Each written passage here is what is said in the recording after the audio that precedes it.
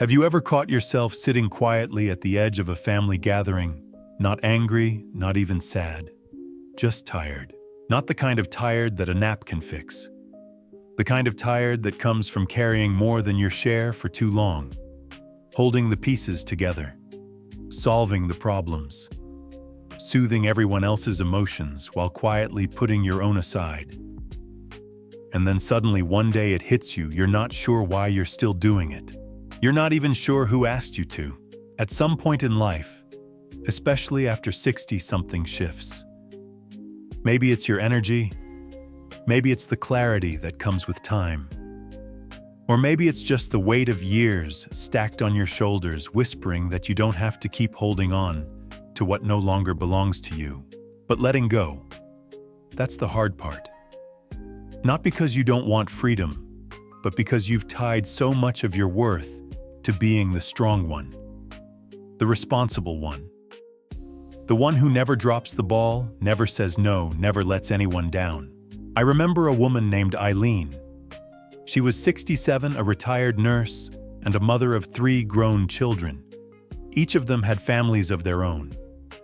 But they still leaned on her for everything from babysitting to managing their emotions, to resolving arguments they didn't want to deal with. Eileen didn't mind at first. She loved feeling needed. It gave her purpose. But something changed after her husband passed. She started noticing how she could be in the room and still feel invisible, how the only calls she got were about favors, how even when she was exhausted, no one thought to ask how she was doing. She told me once, "I'm not angry at them. I raised them to believe I'd always be there. But I forgot to raise myself to believe I didn't always have to be." That stayed with me, because there's a quiet pain in being overly responsible. It's a kind of loneliness that looks like competence on the outside. Everyone thinks you're fine, because you've always been fine. You've made it look easy. But inside your soul aches for someone to say, "You can rest now. You've done enough." So I want to gently say that to you now, you can rest. You've done enough. And some things are no longer yours to carry. Not because you don't care, not because you're giving up, but because peace at this stage of life is more valuable than proving your strength.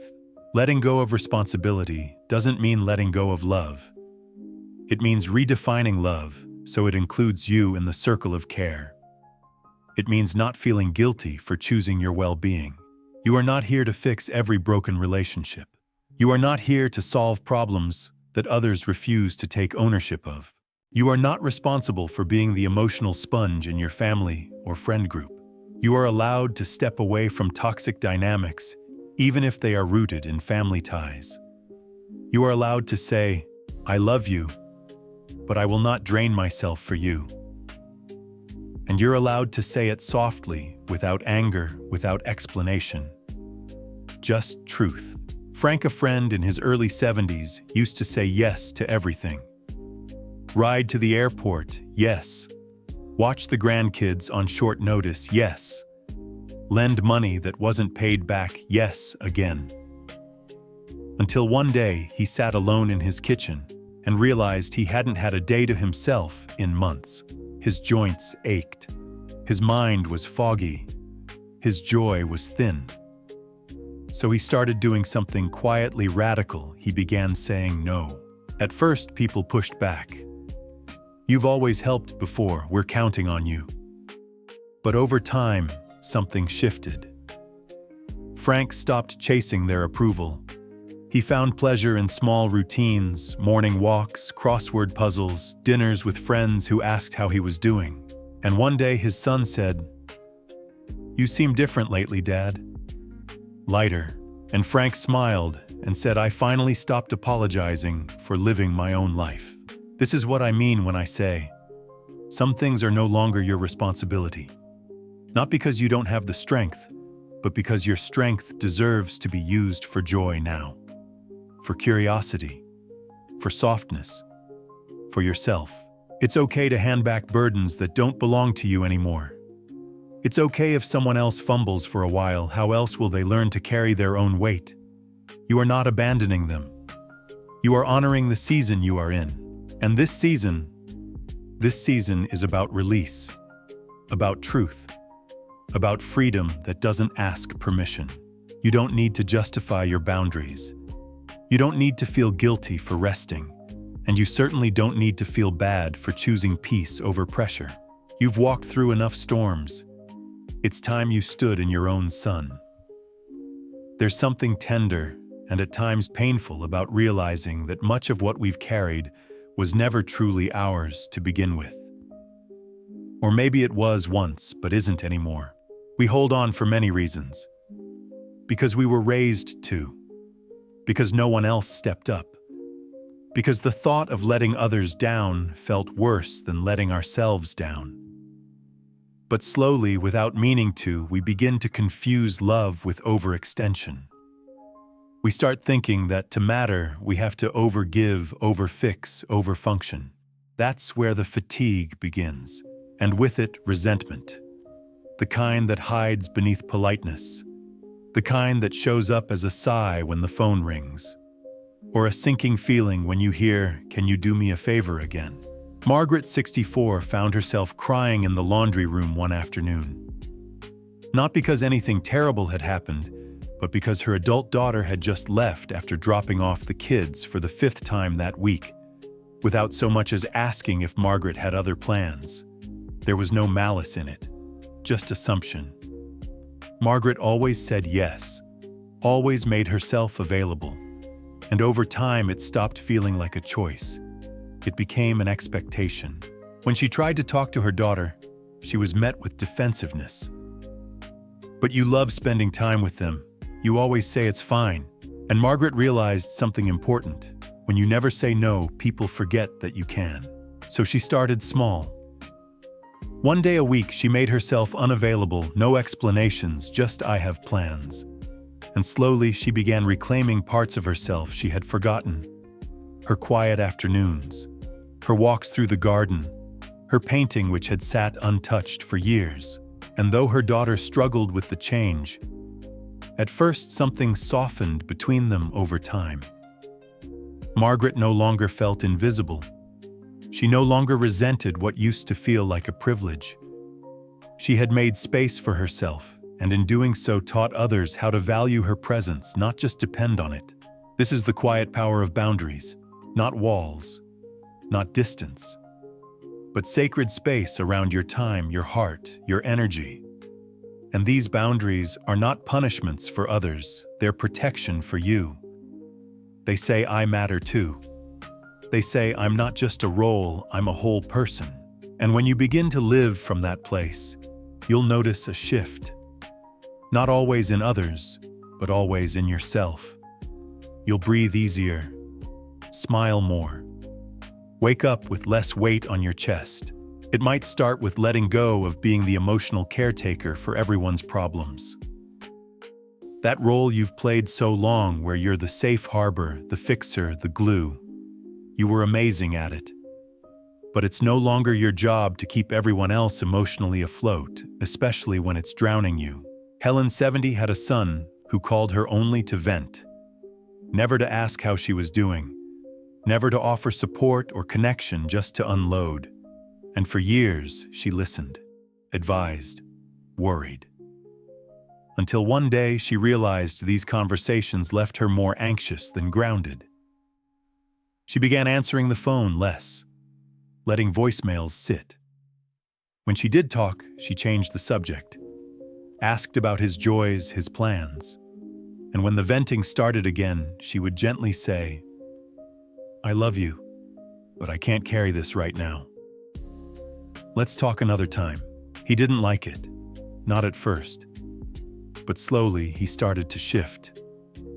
Their conversations became more balanced, and Helen no longer felt like a dumping ground, she felt like a mother again. Because here's the truth, being available all the time is not the same as being present in the ways that matter. You are not responsible for being everyone's emotional container. You are allowed to have limits, to say, "That's not mine to hold." And the people who truly love you will adjust. They might not do it overnight, but they will learn to meet you with more respect, once you stop offering yourself without measure. There's also the responsibility of keeping old family traditions going. The holidays, the birthdays, the exhausting labor of making sure everyone comes together. You may love those moments, but if they've become something you dread, if the joy is lost beneath the planning and cleaning and trying to please everyone, then it's time to reconsider your role. You don't have to be the engine behind every gathering. You can let go, let someone else take the reins, or let the tradition change. Sometimes we think we're holding everything together, but maybe, just maybe, it would still hold just differently if we let go. That's not failure. That's growth.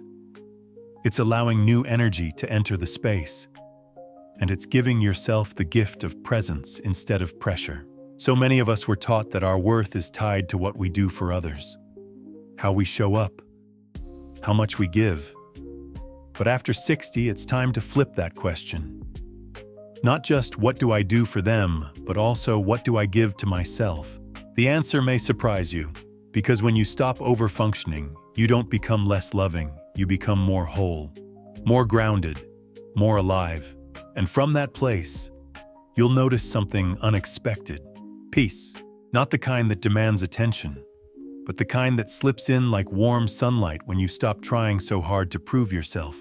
You've earned that peace, not through sacrifice, but through the simple truth that you matter just as you are. There's a subtle but powerful change that begins when you stop asking, "What do they need from me today?" and instead start wondering, "What do I need from me today?" It's not selfish, it's self-honoring. And when you make that shift, you don't become harder. You don't lose your tenderness.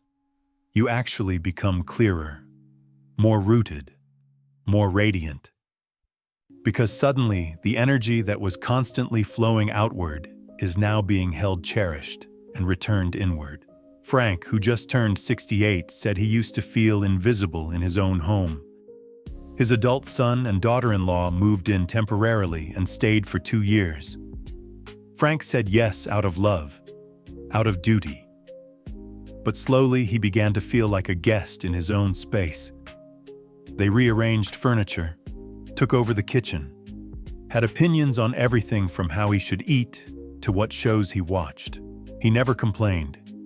He didn't want to seem ungrateful. But a deep exhaustion settled into his bones. Until one morning, after bumping into his own suitcase in the hallway for the 3rd time, Frank sat down and whispered to himself, "This isn't living." He didn't explode. He didn't shame. He just calmly expressed his truth. "I've loved having you here, but I need my home back. I need space to breathe." It wasn't easy. There were tears, tension. But a few weeks later, they moved into their own apartment. And Frank said the first night alone, he sat in silence and just listened to the quiet. Not with loneliness, but with relief, with peace. That peace didn't come from forcing others to change. It came from him choosing himself. This is the essence of aging with dignity, not shrinking to stay agreeable, but standing in your own space with grace. That means letting go of the responsibility to fix everyone's path. Your children's choices, your friends' mistakes, even your siblings' lifelong patterns, those are not yours to correct. You may love them, you may want the best for them.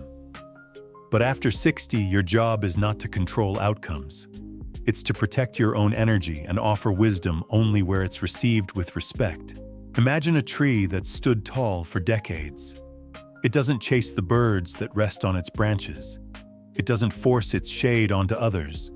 It simply stands strong, still rooted. And in that strength, it becomes a sanctuary. That's who you can be now.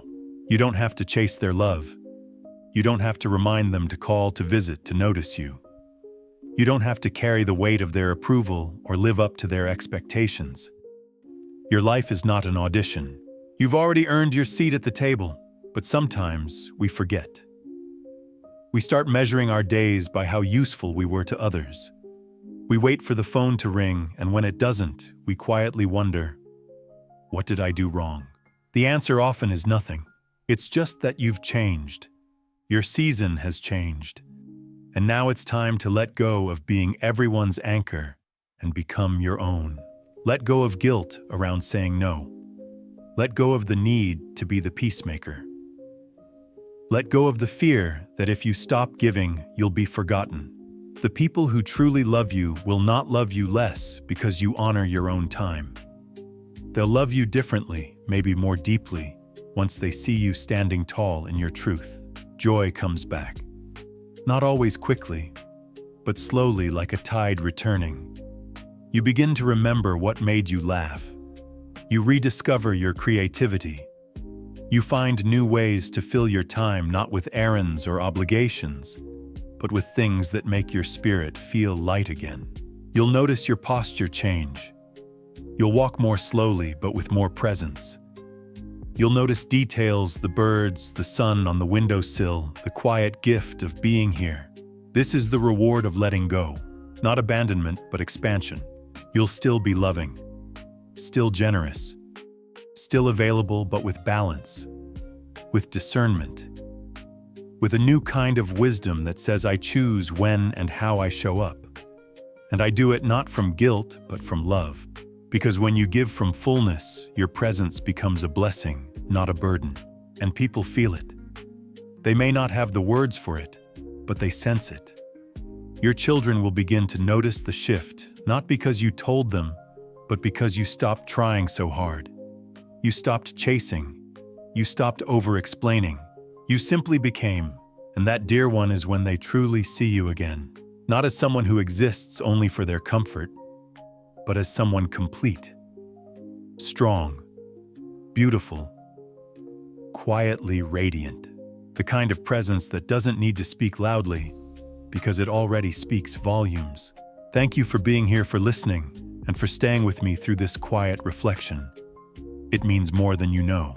I know these aren't always easy words to hear, because sometimes the hardest truths are the ones that ask us to put down the roles we've carried with pride, mother fixer, listener, helper, and look gently in the mirror to see who we are underneath all that doing.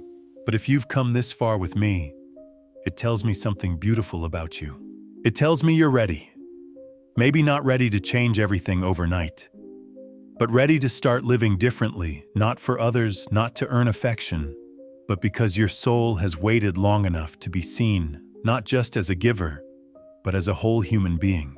And I want you to know, whatever your story looks like, whether your children call you once a week or not at all, whether your days are full of visits or full of silence, your worth is not measured by how others treat you. It's measured by the quiet way you rise in the morning and still choose love. It's in the patience you show yourself when your joints ache, but you keep going. It's in the laughter that bubbles up when you watch an old movie alone and still smile at the same part every time. It's in the way you make a cup of tea and sit by the window, noticing the light change across the wall. That's presence, that's peace, that's power. And you deserve it. You deserve to live these years with gentleness, with clarity, with pride in how far you've come, not weighed down by guilt over what you no longer carry. So if today's message spoke to you, I invite you to share a little of your story in the comments. You don't have to write a novel. Just a few words. Has your relationship with your children, your family, your sense of self shifted after 60? What have you let go of? What are you still learning to release? Because I promise someone out there is going to read your comment and feel a little less alone. And if this conversation made you feel seen, if it reminded you of your strength or gave you a bit of hope, then I'd love for us to stay connected. You can click that subscribe button not just for updates, but because every time you return, you're choosing to keep walking this path of quiet strength and self-respect. And I'll be right here, walking it with you. You are not alone. You never have been. Even in the silence, you were still growing. Even in the stillness, you were still worthy. And even now, after all these years, there is more love waiting for you, especially the love you offer to yourself. Take a breath. Stand tall. You've earned the right to rest, to speak softly, to be selective with your energy. And you've earned the right to say, with no guilt at all, That is no longer my responsibility. Because your heart matters. And from here on out, it gets to come first. Thank you for being part of this journey. I see you. I honor you. And I hope you'll return again soon. Until then, stay well, stay grounded, and keep your light.